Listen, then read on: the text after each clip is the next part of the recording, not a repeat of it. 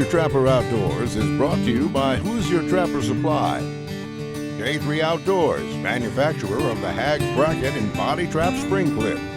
Leatherwood Creek Trapping Scents, Hoosier Trapper Deer Scents, and Leatherwood Wildlife Art. Season 11. Yep. Welcome to the show. We're excited to bring this to you. Finally. Yeah. About time. So, this episode will be something new for us in terms of what we're showing you. It'll be our first trip to Kansas in a long, long time, which was the last time I was in Kansas was Jake and I years ago, way before this show. So yeah. That's when I first started kind of coming around. And I was starting to get jealous that they were going out there. I was like, man, I want to go. Yeah. And speaking of Jake, he's winding down on school. He'll be done in a year. And so he's actually not going to be on this season. So unfortunately, kind of sad. But so he will have his hopefully have everything wrapped up come next May or June, whenever that is. So hopefully he can get back on track with us. So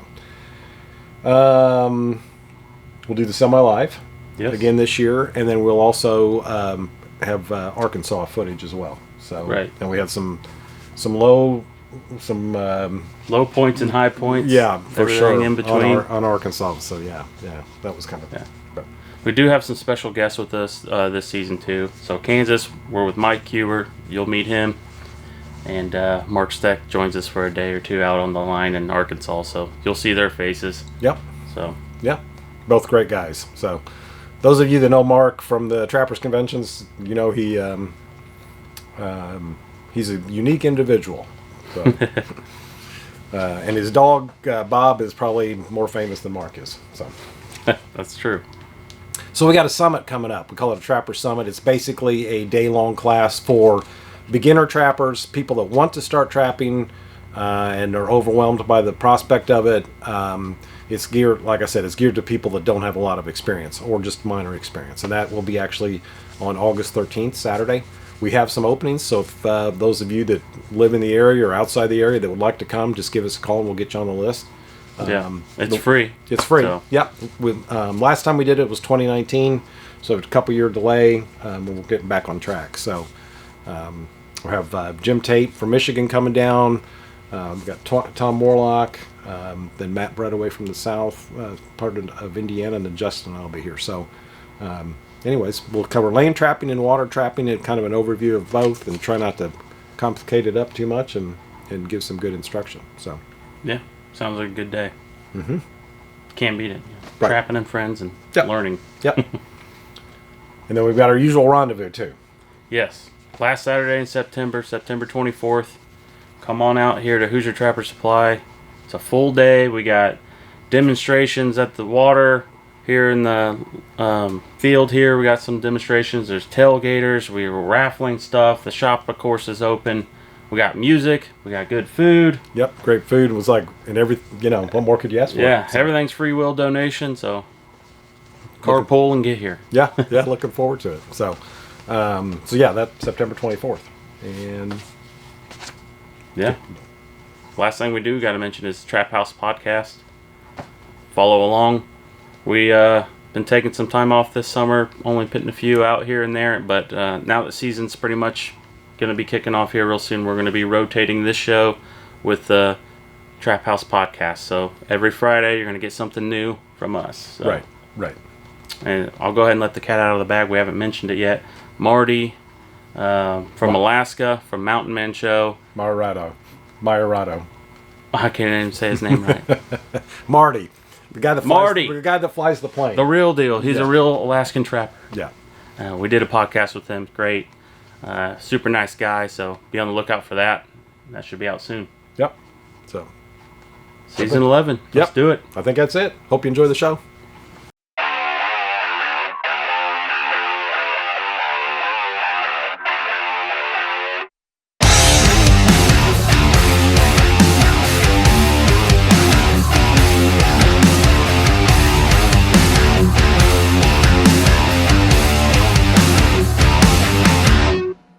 Yeah. 15 or 16 hours. I don't know how it came out. And you split it up, too. We did split it up. It takes me 2 or 3 days to recoup if I drive straight through. Well, glad you made it. Yep. We're glad to be here. So Looks like the weather's going to be good. Yeah, we're excited about it. Somehow these three Hoosier boys here just turned into a bunch of Jayhawks. So we need to introduce. This is Mike Huber. He's from Indiana as well, and he's been coming out here for how many years? This is my 22nd year. 22 years coming to Kansas, and he's closing in on 300 coyotes. Yeah. Here in Kansas. So, yep, you might have heard his name before. He's he comes to our rendezvous at the shop for our 7B gathering, our fall rendezvous. He's done demos there for us. He's been on the Trap House podcast. We'll probably do some more podcasting while we're here. So it's just going to be a good week, or week and a half or so. So looking forward to it. Yeah, I got probably another week and a half to go, and I'll be heading back. So yeah. So hopefully this is entertaining, and we'll find out. See what happens. But they won't go across there, but they'll go through here. Yeah. So I didn't feel like blocking it all off again and having the kite all tangled up in the wire and all. Right. Good morning. Morning, Mike. Huh? Oh, good morning.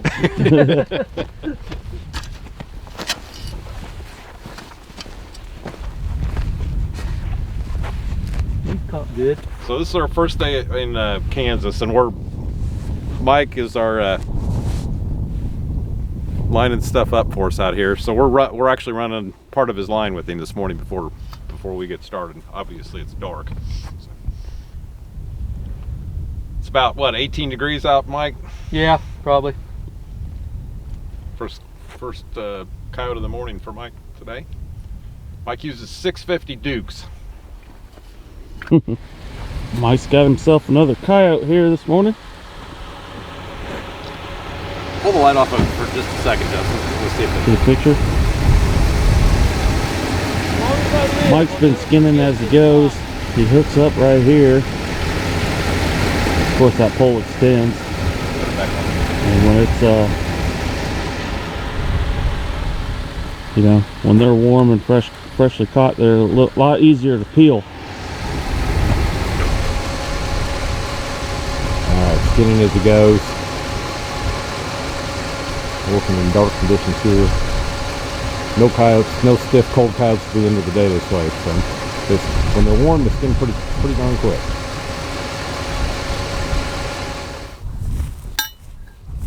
What we got going on, Charlie? Rock hard ground. It's a challenge. So we've got this wash right here. Of course, it's all dried out. And you can see the trail just going right up through the center of it. And then I noticed I was just going to set it down there, and I walked up a little bit further. And it's cattle. It's a cattle path, but the other critters are using it too. So they're coming out of the top pasture up here, field. Same on this side. It's a crossing point. So we got this intersection of trails right here. And I'm going to set it up. If it was strictly for bobcats, I'd probably go down there and set in the cedars. But I think we can catch bobcats here without any problem to speak of. And then being in the open here might be better for coyotes. So it's kind of obviously a dual set. So we're struggling getting dirt holes in. So we're doing a lot of, I'll get to that point and I'll show you. But anyways. All right, so this ground, it's super dry here. They haven't had rain for quite a while. There's a little bit of snow on the ground, but that didn't amount to anything. So sometimes if you actually drill a little bit of a pilot hole with your driver first, just to kind of get you started, we just use these cheap Berkshires, and they work and function just fine. But that'll make it a little bit easier to get in the ground. Now, with these, we can cut these and leave them in the ground, not have to worry about pulling them. I mean, if you were using, a higher end stake, obviously you're going to want to pull them, and that is going to be a chore in this concrete like soil. So anyways, we're using these and then we will have to worry about pulling them on the day, pulling the stake on the day we pull traps. So this stake thing, this disposable stake thing, cable stakes, chain stakes, I think it all depends on where you're at and what your perspective is and how long you want to work at it when you go to pull traps, where you're trapping, the conditions of the soil, all of that. So you know, sometimes it's better to have a couple, 3 different options going, you know, depending on where you're at. So if you're in farm country, the super stakes and all that stuff work great. They would work good here too, but man, they're going to be difficult to get out of the ground, and they're way too expensive to leave in the ground. So, you know, just kind of comes down to where, you know, where you're at on all that. But these have always held. There's never been an issue. And like any cable stake, when you get that thing in the ground, you set it, and you got to use your judgment if that's going to hold or not. You would have to do that with any type of stake, rebar or whatever. If there's any question, then you just run another cable stake on your split ring and double stake with it. So that's what we're doing. There's going to be no need for double staking in any type of situation like this. This ground's super hard, but anyways, that's what we're doing. All right, so this is the set I was just showing you with a stake. And as we've mentioned, the ground is rock hard. So I'm actually going to kind of make a triangle set here, but it's going to be a little bit more of a hybrid. So I'm going to take this,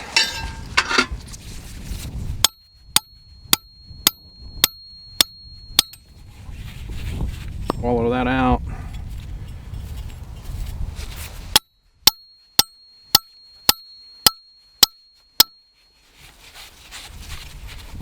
Follow that out right there. And this right here, it's a little bit softer. Well, maybe.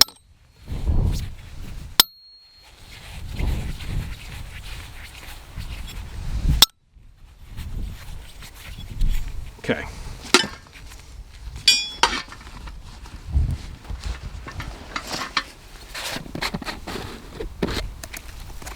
Put top dog in this top hole, it's the bigger hole. Shove it in there the best I can.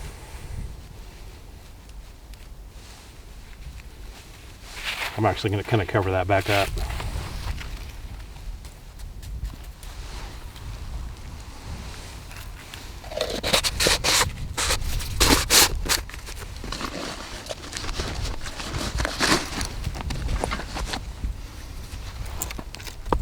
A little bit of coyote carnage right here.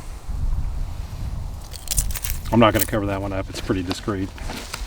And then I'm going to take a little bit of black gold and put right there.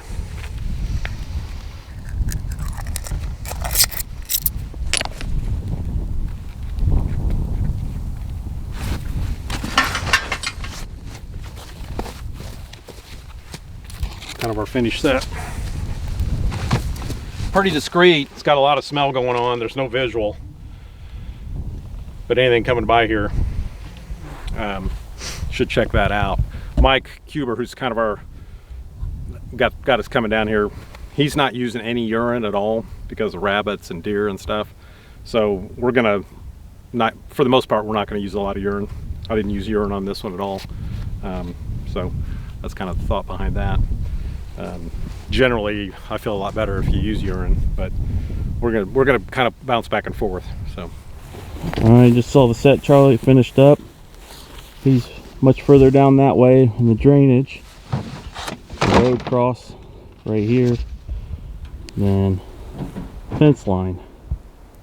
There is a little bit of coyote fur stuck in that barbed wire trail, and then here's where my set is. Very discreet, just a dirt pattern. There's 2 holes plugged back in there. One's got fox gland and the other one's got finicky feline. Then since I couldn't get a dirt hole in, I tucked up under that grass, kind of made like a wad hole, a grass hole kind of, and just put a little bit of top dog in there, mashed it down with some grass. So a lot going for it as far as smell, and location I think is on point. What do you think, Charlie? I think so. I think it's a good location. It makes sense. Not that we saw any sign or anything, but that doesn't mean much at all in situations like this with solid rock hard ground. Dry. Let's move on. All right.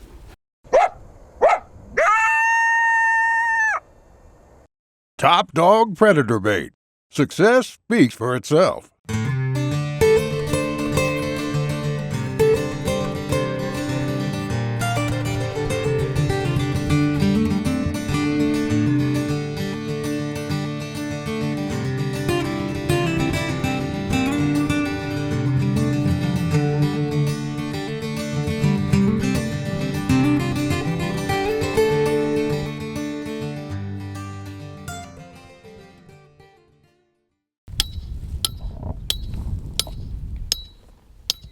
Nice setup here.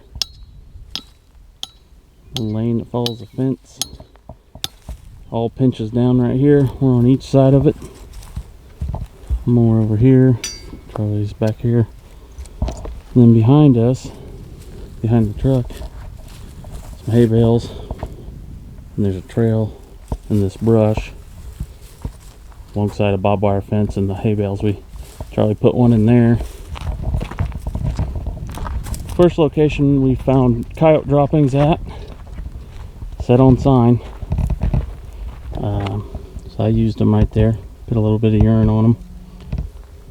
Kind of a flat set. There's a little bit of a dirt hole there, but couldn't get it deep. Ground's pretty solid.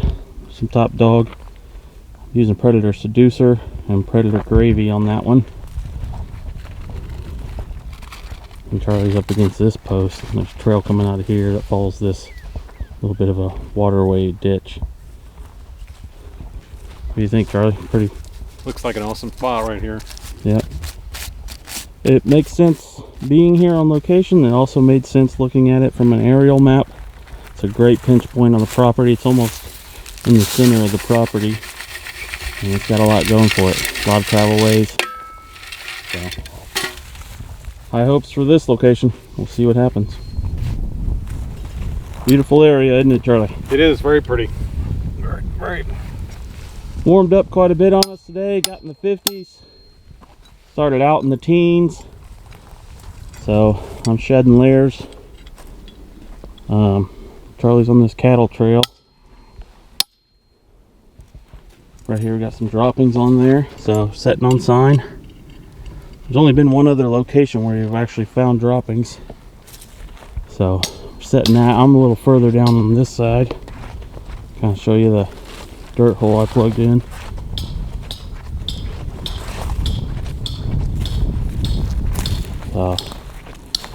Dirt hole, wad of grass with top dog down underneath it. I'm using jet fuel in this set. No urine on that one particularly.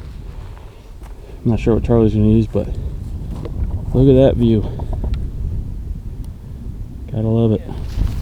There's chunks of fur everywhere. What was that, Mike? I said I had to throw one coyote away Oh, okay. because there was another coyote there, and it had been harassing him and pulled a bunch of fur out. Oh. So there was. I tried to get some dry dirt on here, a little drier, but it's all gonna go off, I think.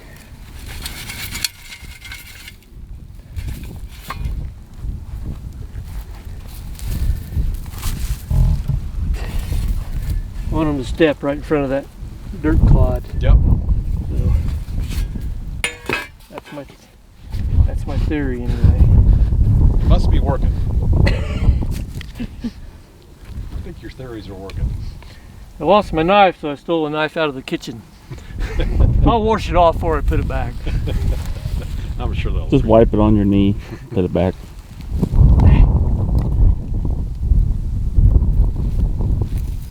So Mike showed us around this morning a little bit. He's went out on a different route and been playing with his traps. What'd you say you got today, Mike? 5 coyotes, a coon, and a skunk. And how many coyotes does that make? 287. That's one better than my all-time best out here. Oh, well, 286 was my best. well, congratulations. He's not going home till he hits 300. We won't let him. You'll regret it if you don't stay till you get 300. Look at that. Yeah, those things are wicked. Oh, that could cause a nasty infection too. I had a beaver carcass I put over here. So I've caught coyotes in this spot before. So there's beaver carcass right there all staked down. All the hawks have only been on it a while. But I had a badger carcass here too, and it's gone. So the coyotes carried the badger carcass off, I guess. I figured they'd go for the beaver carcass first, but Yeah. I would. I mean, who wants to eat a weasel? A big weasel. Yeah. And we got plenty Stinky. of tracks up here stinky weasel. Yeah. Coyote tracks all through here. They'll be back. This is a road that we travel, but there's very little traffic on it. And I've got traps up there like 10 feet from the road, and I stuck a beer bottle in the side of the road so I could remember where they were at. So hopefully they don't grade this road, Yeah. or I'll just have to wait till I catch one to find them. I got this set here. There's a crossing of cats, coons, possums, porcupines, whatnot. But there's a big stump in there. I've narrowed down to like a walkthrough set. So I've got some beaver castor smeared on that stump. But they're crossing the road right here to the little trail. There's a bunch of rim rock on the other side. And I got my little flag hanging there. I think it's still there. So I've had this set for probably 3 weeks now, but all I've caught was coons. You can see the piles of rubbish that they've chewed up and everything. Coons and possums, but I have caught nice cats right here in the past, so it's just a matter of waiting them out and keeping your set operating. So hopefully tomorrow will be the day. Yeah. And the other side's of the drainage of that fence line. Yeah, they'll cross right here. There's a big old snag over there, and beyond that there's a bunch of rim rock outcroppings and stuff and big cliffs and stuff, so kind of a natural place for them to go. Yeah, looks good. They ought to be here. They should be here. I caught that female was just caught over here about 200 yards a couple days ago. Oh, okay. So yeah. Female cat. yeah, Bobcat. yeah. She was in just a coyote set out in the open, kind of on the corner of a wheat field. But there's a whole flock of turkeys that kind of congregate out there in that wheat field during the day, plus deer. There's feeders down there, and so it's kind of a natural place for them. All right, so recap of the day. This is our first day setting traps. Went with Mike this morning, first thing. Caught a couple coyotes. He's been out all day. We've been out. Yeah. Been setting traps, finding properties. Some questions about property lines. We use Onyx maps, so it definitely makes it much easier. Get the app for your phone. Super dry here. It's kind of a struggle getting stakes in the ground or whatever. But, Yeah, it is. It's tough. I mean, no dirt holes, basically. Very little dirt holes. I think I bent my stake driver the second trap we set. Yeah. So, Yeah. but we got extra gear. Ground looks promising. Yeah. So Yeah. just running out of daylight today. We probably concentrate a little more on bobcat locations than coyote locations, I think. But We did. Yeah, we did a little bit of both. Definitely we're looking for cat spots. A little bit of flagging material on ones that looked more promising for cats. right. Everything else is kind of universal set. Flat set, dirt holes. Even Right. did the 3-hole punch triangle type set. I did a couple of those. Yeah. Yeah, so we'll see what happens. Yeah. Sun's starting to go down. I don't know if we'll get another location set or not, but that's kind of a recap of the day, and we'll see what happens in the morning. I'm kind of anxious to check and see what's up. So.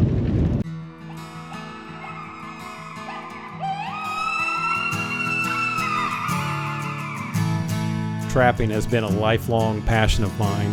Back in 1976, I started Hoosier Trapper Supply, and we've had the privilege of serving trappers across this great country for all these years. We carry a complete line of traps and trapping equipment. You can check us out at HoosierTrapperSupply.com.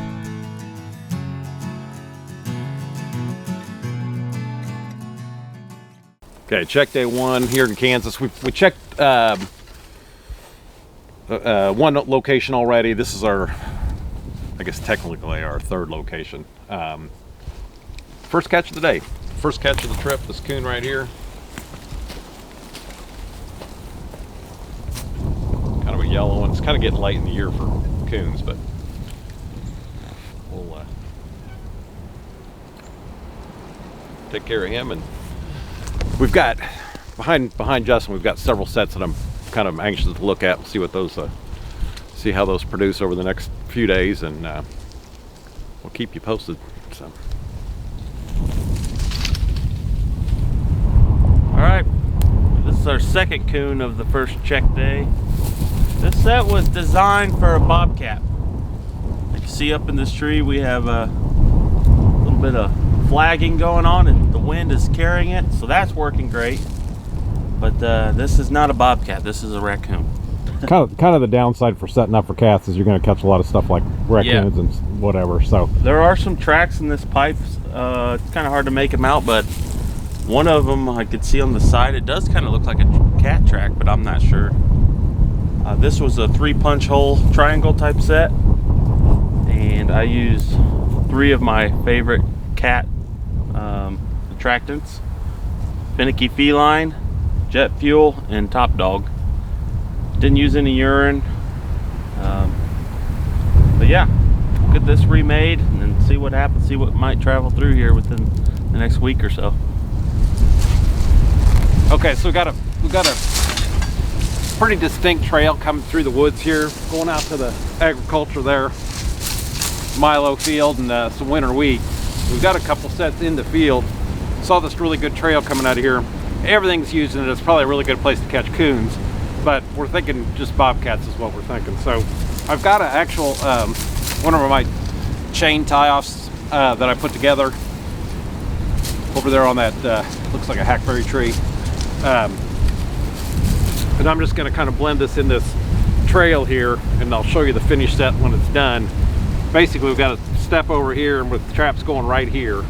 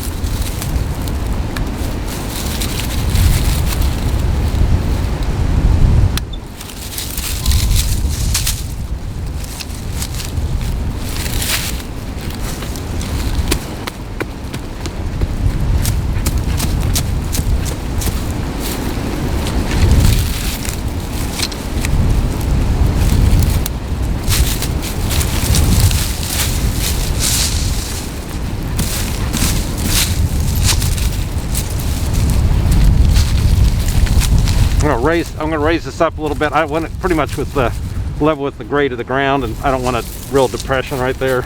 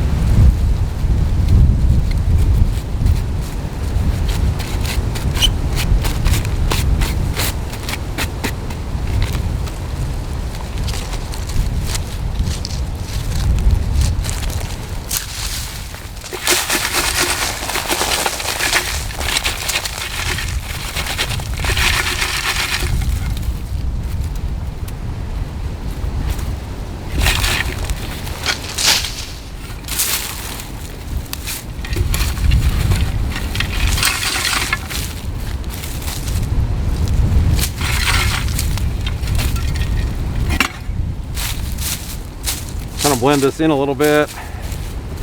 Be careful with the big leaves.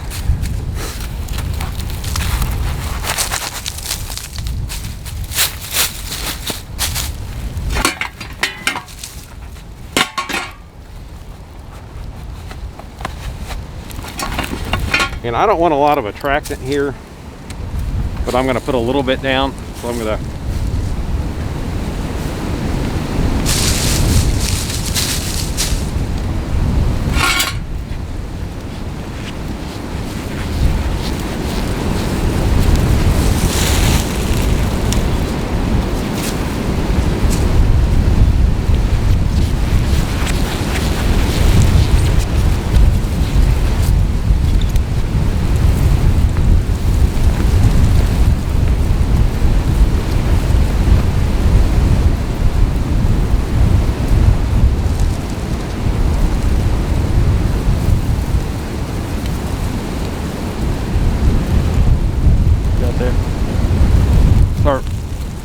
beaver castoreum, and I'm going to put a little bit of black gold over here.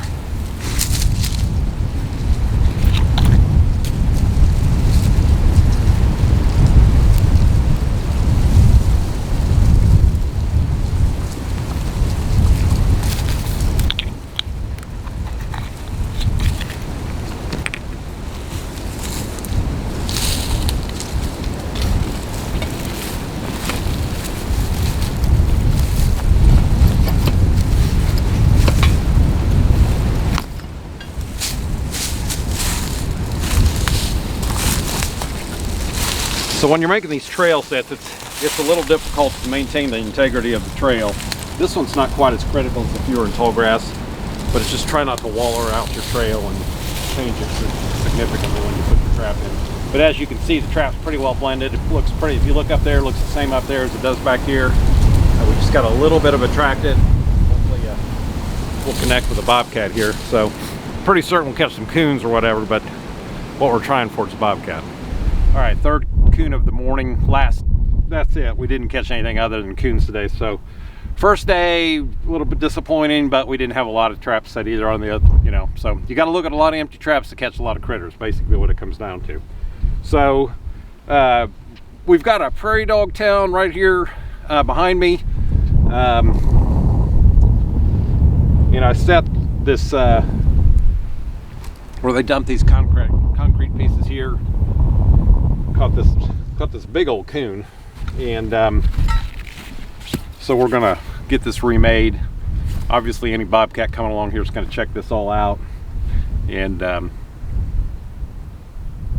least that's the plan. So I can barely see because my eyes are running with tears because of the wind.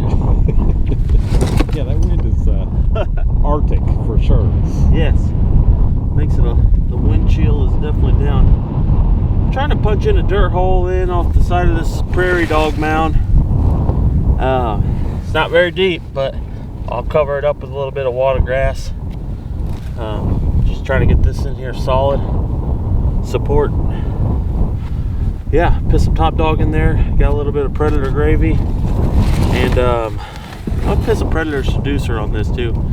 These prairie dog towns are just magnets for coyotes to kind of hunt the grounds and check out and mosey around and see if they can pick up one. But I will say those prairie dogs are pretty crafty when it comes to sounding the alarm and working together to get away from the predators. So, but yeah, we'll see if we can pick up a coyote wandering through here.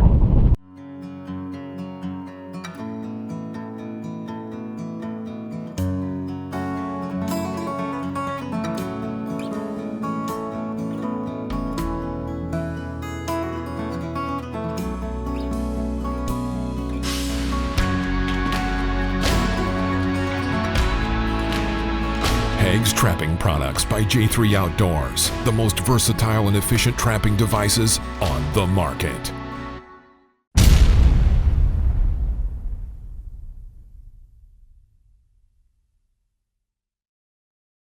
Trapping plays a very important role in modern-day wildlife management. Professional wildlife biologists monitor fur-bearer populations to maintain a healthy and sustainable harvest of this important, renewable natural resource. Trapping provides recreation and income for licensed trappers across this country.